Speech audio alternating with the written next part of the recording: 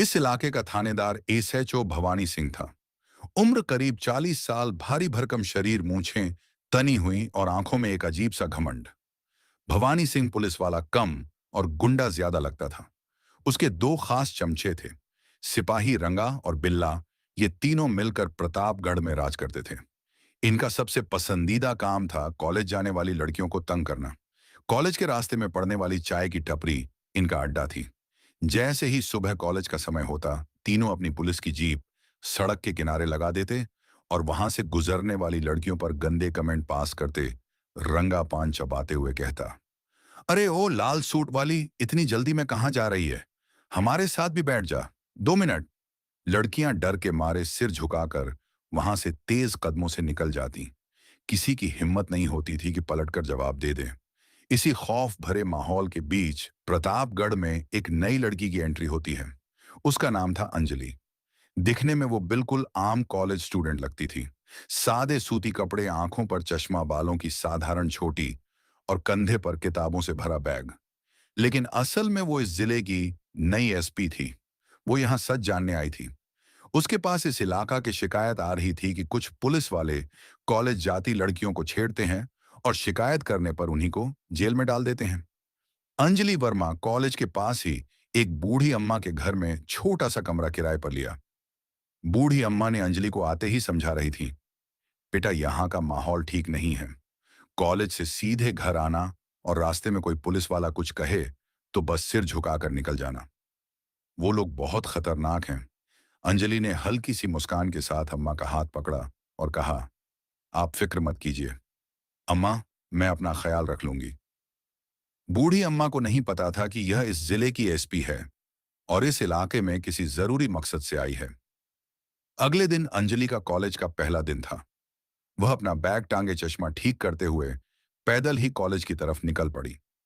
उसे पता था कि रास्ते में वो चाय की टपरी पड़ेगी जहां भवानी सिंह और उसके गुर्गे बैठते हैं। जैसे ही अंजलि उस टपरी के पास से गुजरी, रंगा की नजर उस पर पड़ गई। रंगा ने सीटी मारते हुए कहा, ओए होए, देखो आज शहर में कौन सी नई चिड़िया आई है। बिल्ला ने चाय का कुल्हड़ नीचे रखा और बोला, एकदम भोली भाली लग रही है भाई, चश्मे वाली। भवानी सिंह जो जीप के बोनट पर बैठा था, उसने अपनी मूंछों पर हाथ फेरते हुए अंजलि को ऊपर से नीचे तक देखा। अरे ओ मैडम, नया एडमिशन है क्या? रास्ता भटक गई हो तो हम छोड़ आए कॉलेज तक। अंजलि के कदम एक पल के लिए रुके। उसने तिरछी नजर से उन तीनों को देखा। कोई आम लड़की होती तो अब तक डर के मारे कांपने लगती, लेकिन अंजलि के चेहरे पर डर की एक लकीर तक नहीं थी। उसने कोई जवाब नहीं दिया, बस अपना सिर झुकाया और चुपचाप आगे बढ़ गई। हवलदार बिल्ला बोला, बड़ी घमंडी लग रही है सर जी। भवानी सिंह ने हंसते हुए कहा, अरे कोई ना, 2-4 दिन में सारी हेकड़ी निकाल देंगे इसकी। ये कहकर तीनों जोर जोर से हंस पड़े। उन्हें लगा कि अंजलि डर गई है, लेकिन उन्हें यह नहीं पता था कि अंजलि डर नहीं रही थी, बल्कि वह अपना काम कर रही थी। अंजलि के उस भारी स्कूल बैग की पट्टे में एक बहुत ही छोटा हाईटेक हिडन कैमरा लगा हुआ था। भवानी और उसके चमचों की हर हरकत, हर गंदी बात उस कैमरे में रिकॉर्ड हो रही थी। अंजलि जानबूझकर उसी रास्ते से जाती थी ताकि उनके खिलाफ पक्के सबूत जमा कर सके। कुछ दिन ऐसे ही बीत गए। भवानी और उसके आदमी रोज अंजलि पर फप्तियां कसते। क्या बात है चश्मिश, आज तो बड़ी सुंदर लग रही है। अरे कभी हमारी तरफ भी देख लिया कर। अंजलि सब कुछ चुपचाप सुनती, कैमरे में रिकॉर्ड करती और आगे बढ़ जाती। वह सही मौके का इंतजार कर रही थी। एक दिन दोपहर का समय था। कॉलेज की छुट्टी हो चुकी थी और बच्चे अपने घरों की तरफ लौट रहे थे। अंजलि भी उसी रास्ते से वापस आ रही थी। तभी उसने देखा कि आगे भीड़ लगी हुई है। वह पास गई तो उसका खून खौल उठा। भवानी सिंह और रंगा ने एक लड़की का रास्ता रोक रखा था। उस लड़की का नाम नेहा था, जो उसी कॉलेज में पढ़ती थी। नेहा बुरी तरह रो रही थी और उसकी किताबें सड़क पर बिखरी पड़ी थीं। नेहा हाथ जोड़कर कह रही थी, साहब मुझे जाने दो प्लीज, मेरे पापा इंतजार कर रहे होंगे। भवानी सिंह ने नेहा का दुपट्टा खींचने की कोशिश करते हुए कहा, अरे इतनी क्या जल्दी है? हमने तेरा नंबर मांगा था, तूने दिया नहीं। आस-पास बहुत सारे लोग खड़े थे, दुकानदार, स्टूडेंट, राहगीर, लेकिन सब भूत बने तमाशा देख रहे थे। किसी के मुंह से एक शब्द नहीं निकल रहा था। भवानी सिंह का खौफ ही इतना था। अंजलि से अब और बर्दाश्त नहीं हुआ। वह भीड़ चीरती हुई आगे आई और सीधा नेहा के सामने आकर खड़ी हो गई। उसने सड़क से नेहा की किताबें उठाई और उसे पकड़ाते हुए बोली, रो मत नेहा, तुम घर जाओ। भवानी सिंह ने एक अजनबी लड़की को बीच में बोलते देखा तो उसका पारा चढ़ गया। जब उसने ध्यान से देखा तो पहचान गया कि ये तो वही चश्मिश है। फिर बोला, ओए तू बीच में क्यों आ रही है बे? नेता बनने का शौक है क्या? भवानी सिंह गुर्राया। अंजलि ने एकदम शांत लेकिन मजबूत आवाज में कहा, आप पुलिस वाले हैं, आपका काम हमारी हिफाजत करना है। आप सरेआम एक लड़की को तंग कर रहे हैं, आपको शर्म नहीं आती? पूरे बाजार में सन्नाटा छा गया। लोगों की सांसें अटक गईं। किसी ने आज तक भवानी सिंह की आंखों में आंखें डालकर बात नहीं की थी और ये एक मामूली सी कॉलेज की लड़की उसे शर्म करने को कह रही थी। रंगा आगे बढ़ा और बोला, चश्मिश, तेरी जुबान बहुत चल रही है, अभी थाने ले जाकर तेरी सारी नेतागिरी निकाल दूंगा। अंजलि ने रंगा की बात काटते हुए कहा, मुझे थाने किस जुर्म में ले जाओगे? वर्दी पहनी है तो इसका मतलब ये नहीं कि तुम जो चाहो वो कर सकते हो। भवानी सिंह का अहंकार बुरी तरह से घायल हो गया। उसे लगा जैसे किसी ने पूरे बाजार के सामने उसे थप्पड़ मार दिया हो। उसकी आंखें लाल हो गईं। उसने नेहा को छोड़ दिया लेकिन अंजलि की तरफ उंगली दिखाते हुए फुफकार कर बोला, तूने आज बहुत बड़ी गलती कर दी है लड़की। अब तू देख, भवानी सिंह क्या चीज है? कल से तेरा घर से निकलना बंद ना करा दिया तो मेरा नाम भी भवानी नहीं। अंजलि ने उसकी धमकी का कोई जवाब नहीं दिया। उसने बस अपने बैग का पट्टा ठीक किया जिससे कैमरा सही एंगल पर रहे और नेहा को लेकर वहां से चली गई। अगले दिन सुबह बाजार में रोज की तरह भीड़ थी। अंजलि अपने कॉलेज के लिए निकली। उसे पता था कि आज भवानी सिंह कुछ ना कुछ जरूर करेगा और वही हुआ। बीच बाजार में भवानी सिंह की जीप खड़ी थी। उसी गाड़ी के बोनट पर बैठा था। जीप से रंगा बिल्ला और भवानी सिंह उतरे। आज भवानी के चेहरे पर एक शैतानी मुस्कान थी। भवानी सिंह ने अंजलि के बिल्कुल करीब आते हुए कहा, कहाँ जा रही है मैडम, कॉलेज जा रही हैं क्या? उसके मुंह से गुटखे की बदबू आ रही थी। अंजलि ने पीछे हटते हुए कहा, मेरा रास्ता छोड़िए। भवानी ने चीखते हुए कहा, रास्ता तो मैं छोड़ दूंगा, लेकिन कल जो तूने बाजार के सामने मेरी बेइज्जती की है उसका हिसाब कौन देगा? अंजलि ने डरे हुए होने का नाटक करते हुए कहा, मैंने कोई बेइज्जती नहीं की, मैंने सिर्फ सच बोला था। लेकिन उसकी आवाज में अभी भी एक अजीब सा आत्मविश्वास था। भवानी सिंह ने अंजलि का हाथ जोर से पकड़ लिया और बोला, मैं बताता हूं सच क्या होता है। तू बहुत उड़ रही है ना। मैंने तेरे घर का पता निकाल लिया है। तेरे उस बाप को मैं आज शाम तक चरस के केस में अंदर डाल दूंगा। वो जेल में सड़ेगा और तू यहां मेरे सामने गिड़गिड़ाएगी। भवानी सिंह की यह बात सुनकर अंजलि के अंदर का सारा ज्वालामुखी फट पड़ा। जो सब्र उसने इतने दिनों से बना रखा था वो टूट गया। उसे अपने बाप के लिए ये गंदे शब्द बर्दाश्त नहीं हुए। अंजलि ने झटके से अपना हाथ छुड़ाया और पूरी ताकत से अपना हाथ हवा में लहराया। एक जोरदार थप्पड़ की आवाज पूरे बाजार में गूंज उठी। अंजलि ने भवानी सिंह के गाल पर इतनी जोर का तमाचा जड़ा था कि भवानी का चेहरा एक तरफ घूम गया। वहां खड़े हर एक इंसान का दिल धक से रह गया। रंगा और बिल्ला के तो जैसे होश ही उड़ गए। किसी लड़की ने, एक मामूली सी कॉलेज स्टूडेंट ने शहर के सबसे खूंखार थानेदार को सरेआम थप्पड़ मार दिया था। भवानी सिंह ने अपने गाल पर हाथ रखा। उसका चेहरा गुस्से, बेइज्जती और नफरत से लाल हो चुका था। उसकी आंखों से जैसे खून टपकने लगा था। भवानी सिंह जानवर की तरह चीखा, तेरी ये हिम्मत! उसने अंजलि के बाल पकड़े और उसे घसीटते हुए पुलिस जीप की तरफ ले जाने लगा। आज मैं तुझे बताऊंगा कि पुलिस वाले पर हाथ उठाने का अंजाम क्या होता है। तुझे ऐसा सड़ाऊंगा जेल में कि तेरी पुश्तें याद रखेंगी। अंजलि ने छूटने की कोशिश की। छोड़ो मुझे, तुम गुंडे हो, छोड़ो। लेकिन भवानी और रंगा ने मिलकर उसे जबरदस्ती जीप के पीछे धकेल दिया। बाजार में सैकड़ों लोग थे, लेकिन भवानी सिंह के खौफ की वजह से कोई एक कदम आगे नहीं बढ़ा। सब बस डरी हुई आंखों से उस लड़की को पुलिस की जीप में जाते हुए देख रहे थे। एक बूढ़े आदमी ने धीरे से कहा, बेचारी बच्ची की जिंदगी बर्बाद कर दी। इस जालिम ने जीप सीधे थाने के अंदर जाकर रुकी। भवानी सिंह ने अंजलि को कॉलर से पकड़ा और घसीटते हुए थाने के अंदर ले गया। थाने में मौजूद बाकी पुलिस वाले भी सन्न रह गए कि भवानी आज इतना गुस्से में क्यों है। भवानी सिंह ने बिल्ला को चिल्लाते हुए ऑर्डर दिया, डालो इस चुड़ैल को सबसे गंदे वाले लॉकअप में और कोई इसे पानी तक नहीं पूछेगा। सरकारी ड्यूटी में बाधा और पुलिस पर जानलेवा हमले का ऐसा केस बनाऊंगा कि जिंदगी भर बेल नहीं मिलेगी इसे। बिल्ला ने अंजलि को धक्का देकर एक सीलन भरे बदबूदार और अंधेरे लॉकअप में बंद कर दिया और बाहर से बड़ा सा ताला जड़ दिया। बाहर भवानी सिंह कुर्सी पर बैठ गया और हांफते हुए पानी पीने लगा। रंगा और बिल्ला उसके पास खड़े होकर हंसने लगे। आपने सही किया सर जी, बहुत नेता बन रही थी। आज रात भर जब मच्छरों के बीच भूखी प्यासी सड़ेगी ना, तब सुबह तक सारी अकड़ निकल जाएगी। अब तीनों पुलिस वाले अपनी इस जीत का जश्न मना रहे थे। उन्हें लग रहा था कि उन्होंने एक बेबस चिड़िया को पिंजरे में कैद कर लिया है। लेकिन अगर वो उस वक्त लॉकअप के अंदर झांक कर देखते, तो शायद उनके पैरों तले जमीन खिसक जाती। उस बदबूदार अंधेरे लॉकअप के अंदर अंजलि जमीन पर बैठी थी। उसके कपड़े थोड़े गंदे हो गए थे, बाल बिखर गए थे, लेकिन उसके चेहरे पर खौफ की एक छोटी सी लकीर भी नहीं थी। वो रो नहीं रही थी, वो कांप नहीं रही थी, बल्कि उस अंधेरे में अंजलि के होठों पर एक बहुत ही रहस्यमयी और सुकून भरी मुस्कान तैर रही थी। वो बिल्कुल शांत थी, जैसे उसे इसी पल का इंतजार था। बाहर हंसते हुए भवानी सिंह और उसके गुर्गों को बिल्कुल भी अंदाजा नहीं था कि उन्होंने एक मामूली कॉलेज स्टूडेंट को नहीं, बल्कि अपनी मौत को खुद थाने के अंदर न्योता देकर बुला लिया था। थाने का वो लॉकअप बहुत ही भयानक था। सीलन की बदबू, दीवारों पर लगे जाले और फर्श पर फैली गंदगी। किसी भी आम इंसान का वहां 1 मिनट रुकना मुश्किल था, लेकिन अंजलि बिल्कुल शांत भाव से उस ठंडे फर्श पर बैठी थी। उसे ना तो गंदगी की परवाह थी और ना ही बाहर बैठे उन गुंडों की हंसी की।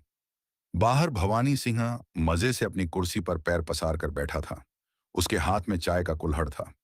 भवानी ने चाय की चुस्की लेते हुए कहा, बिल्ला एक काम कर, एक एफआईआर तैयार कर।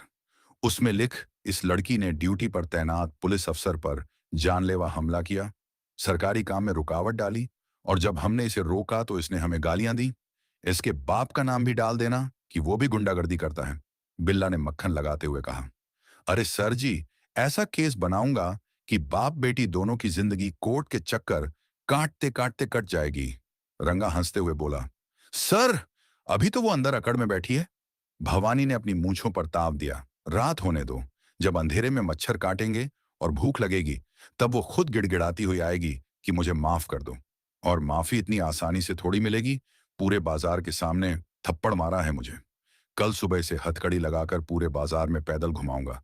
तब प्रतापगढ़ वालों को समझ आएगा कि भवानी सिंह से पंगा लेने का अंजाम क्या होता है। लॉकअप के अंदर बैठी अंजलि ये सब बातें बहुत साफ साफ सुन रही थी।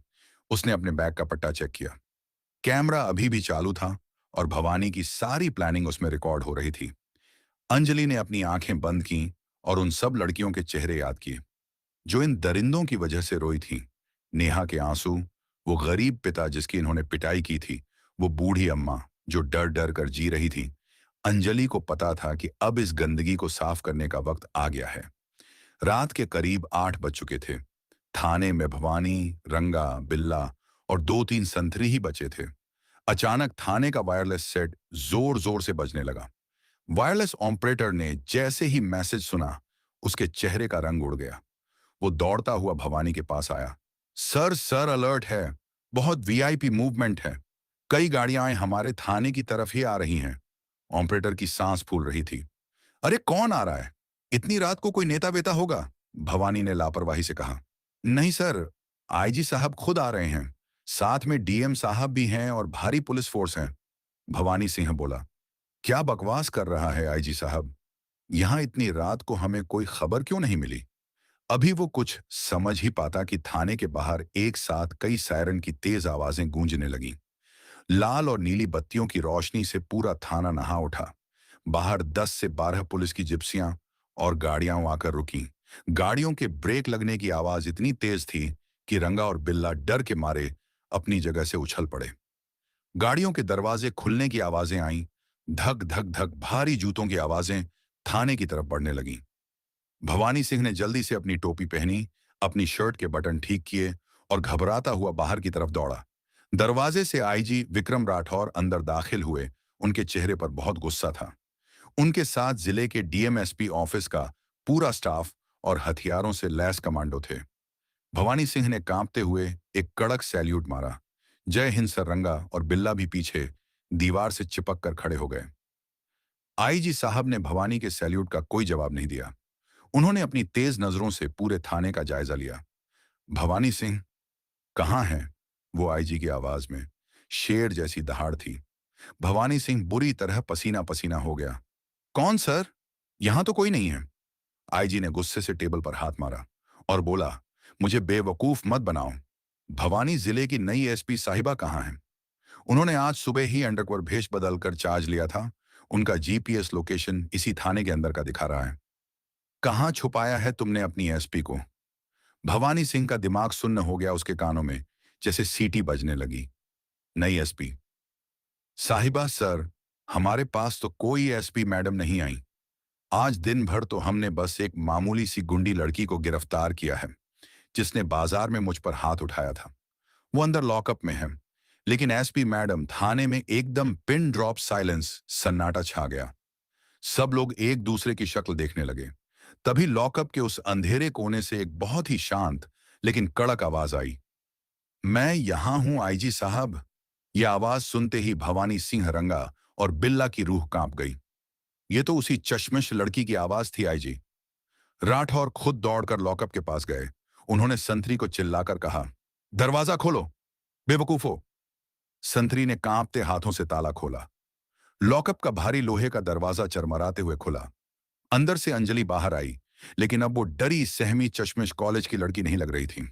अंजलि ने अपना चश्मा उतारा और उसे अपनी जेब में रख लिया। उसने अपने चेहरे से पसीना और धूल साफ की। उसके चलने का अंदाज, उसकी आंखों की चमक और उसके चेहरे का तेज बिल्कुल बदल चुका था। वो एक आम लड़की से एक पावरफुल पुलिस अफसर में तब्दील हो चुकी थी। अंजलि ने आईजी साहब को देखा और हल्का सा मुस्कुराते हुए कहा, जय हिंद सर। सॉरी, मुझे आपको इतनी रात को यहां बुलाना पड़ा, लेकिन मैं देखना चाहती थी कि इस थाने में रात के अंधेरे में क्या क्या खेल होते हैं। आईजी साहब ने भी सैल्यूट किया और बोले, जय हिंद एसपी साहिबा, आप ठीक हैं? अंजलि ने कहा, मैं बिल्कुल ठीक हूं सर। भवानी सिंह की हालत ऐसी हो गई थी जैसे किसी ने उसकी नसों से सारा खून निकाल लिया हो। उसकी टांगें कांप रही थीं। वो उस लड़की को देख रहा था जिसे उसने कुछ घंटे पहले भद्दी गालियां दी थीं, जिसके बाप को जेल भेजने की धमकी दी थी और जिसे जानवरों की तरह लॉकअप में धकेला था। वो लड़की वो मामूली सी कॉलेज स्टूडेंट नहीं थी। जिले की नई superintendent of police SP Anjali Sharma थी। रंगा और बिल्ला तो डर के मारे जमीन पर ही बैठ गए थे। उनके मुंह से एक शब्द नहीं निकल रहा था। अंजलि धीरे धीरे चलते हुए भवानी सिंह के सामने आकर खड़ी हो गई। भवानी की नजरें जमीन पर गड़ी हुई थीं। अंजलि ने बहुत ठंडे लहजे में पूछा, तो भवानी सिंह, कैसी लगी मेरी नेतागिरी? तुम मुझे कल सुबह हथकड़ी पहनाकर बाजार में घुमाने वाले थे और तुम एफआईआर भी तैयार कर रहे थे। मेरे खिलाफ लाओ, दिखाओ कहां साइन करने हैं मुझे। भवानी सिंह अचानक अंजलि के पैरों में गिर पड़ा। मैडम जी, मुझे माफ कर दीजिए। मुझे नहीं पता था कि आप हैं। मुझसे बहुत बड़ी गलती हो गई। मैडम जी, मेरे बाल बच्चे हैं, मुझ पर रहम खाइए। वो फूट फूट कर रोने लगा। अंजलि ने गुस्से से अपना पैर पीछे खींच लिया। रहम किस बात का? अंजलि की आवाज पूरे थाने में गूंज उठी। जब तुम राह चलती कॉलेज की लड़कियों पर गंदे कमेंट करते हो, तब तुम्हें उनके बाप भाई याद नहीं आते। जब तुम शरीफ लोगों पर झूठे केस ठोककर उनसे पैसे ऐंठते हो, तब तुम्हारा जमीर कहां मर जाता है?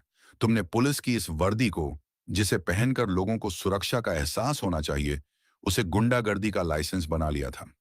अंजलि ने अपने बैग के पट्टे से वो छोटा सा स्पाई कैमरा निकाला और आईजी साहब के हाथ में रख दिया।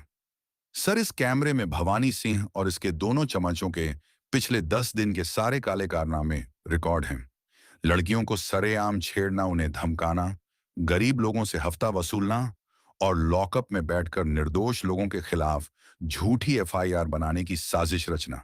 ये थानेदार नहीं, इस इलाके के सबसे बड़े गुंडे हैं। आईजी साहब ने गुस्से से भवानी की तरफ देखा और बोले, तुम्हारे जैसे अफसरों की वजह से ही पुलिस महकमे पर दाग लगता है।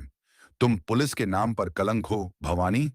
अंजलि ने एक कदम आगे बढ़ाया और अपनी कड़क आवाज में ऑर्डर दिया, कमांडोज दो। भारी भरकम कमांडो आगे आ गए। अंजलि ने कहा, इन तीनों की वर्दी अभी इसी वक्त उतार ली जाए। भवानी रंगा और बिल्ला की तरफ इशारा करते हुए कहा, इन्होंने जो जुर्म किए हैं उसके लिए ये खाकी वर्दी पहनने के लायक नहीं है। इन्हें तुरंत सस्पेंड किया जाता है। भवानी सिंह चीखता रहा, गिड़गिड़ाता रहा, लेकिन किसी ने उसकी एक नहीं सुनी। देखते ही देखते कमांडोज ने भवानी, रंगा और बिल्ला की पुलिस की वर्दी उतार ली। उनका सारा घमंड, सारी पावर चंद मिनटों में खाक में मिल चुकी थी। और एक आखिरी बात, अंजलि ने लॉकअप की तरफ इशारा किया। इन तीनों को उसी लॉकअप में बंद करो जहां इन्होंने मुझे रखा था, और ध्यान रहे कल सुबह तक इन्हें पानी की एक बूंद भी नहीं मिलनी चाहिए। इन्हें भी तो पता चले कि रात भर मच्छरों के बीच भूखे प्यासे कैसे रहा जाता है। कमांडोज ने भवानी, रंगा और बिल्ला को घसीटते हुए उसी बदबूदार लॉकअप में धकेल दिया और बाहर से वो बड़ा सा ताला जड़ दिया जिन सलाखों के पीछे ये दरिंदे बेगुनाहों को डालकर हंसते थे। आज उसी सलाखों के पीछे ये खुद रो रहे थे। अगली सुबह जब प्रतापगढ़ के लोग सोकर उठे तो शहर का नजारा ही कुछ और था। न्यूज चैनलों और अखबारों के पहले पन्ने पर एक ही खबर छपी थी। अंडरकवर एसपी का बड़ा एक्शन कॉलेज स्टूडेंट बनकर भेष बदलकर किया भ्रष्ट थानेदार का पर्दाफाश। पूरे शहर में खुशी की लहर दौड़ गई। चाय की दुकानों पर, कॉलेज के गेट पर, बस स्टैंड पर, हर जगह बस एसपी अंजलि शर्मा के ही चर्चे थे। नेहा और वो बूढ़ी अम्मा जब अखबार पढ़ रही थीं, तो उनकी आंखों में खुशी के आंसू थे। नेहा ने अपने पिता से कहा, पापा, अब हमें किसी भवानी सिंह से डरने की जरूरत नहीं है। अब शहर में एक शेरनी आ गई है। एसपी अंजलि शर्मा ने एक ही रात में प्रतापगढ़ के लोगों के दिलों से पुलिस का डर निकालकर पुलिस पर भरोसा वापस ला दिया था। अंजलि आज पुलिस यूनिफॉर्म में अपनी नेम प्लेट लगाकर अपनी नई ऑफिस की कुर्सी पर बैठी थी। उसकी आंखों पर अब वो चश्मा नहीं था, बल्कि एक ऐसी चमक थी जो न्याय और सच्चाई की गवाही दे रही थी। उसने साबित कर दिया था कि वर्दी की असली ताकत किसी को डराने में नहीं, बल्कि डरे हुए लोगों को हिम्मत देने में होती है। तो दोस्तों, ये कहानी केवल मनोरंजन और शिक्षा के उद्देश्य से बनाई गई है। इसमें दिखाए गए सभी पात्र, घटनाएं और संवाद काल्पनिक हैं। किसी भी वास्तविक व्यक्ति, संस्था या घटना से इनका कोई संबंध नहीं है। कृपया इसे केवल कहानी के रूप में देखें और इसका आनंद लें। हम किसी की भावनाओं को ठेस पहुंचाना नहीं चाहते। अगर आपको यह कहानी पसंद आई हो तो इसे लाइक करें और ज्यादा से ज्यादा लोगों तक शेयर करें। कमेंट करके बताएं कि आपको अंजलि का कौन सा कदम सबसे अच्छा लगा, और हमारे चैनल को सब्सक्राइब करना ना भूलें, क्योंकि हम आपके लिए ऐसे ही प्रेरणादायक कहानियां लाते रहेंगे। धन्यवाद।